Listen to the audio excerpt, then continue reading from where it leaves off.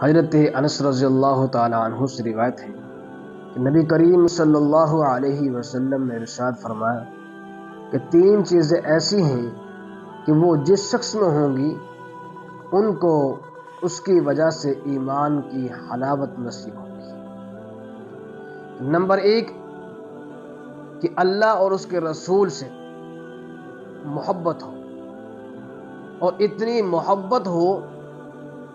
کہ اس سے زیادہ کسی اور سے محبت نہ ہو۔ اور دوسری چیز یہ ہے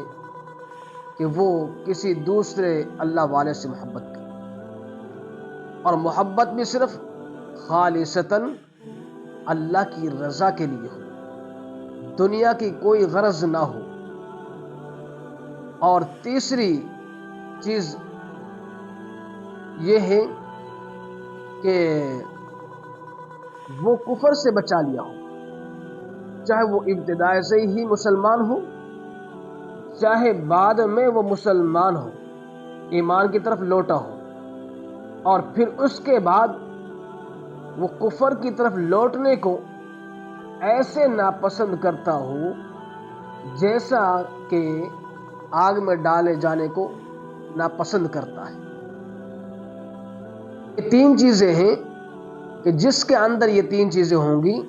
اللہ تبارک و تعالی اس کو ایمان کی حلاوت نصیب فرمائے گا۔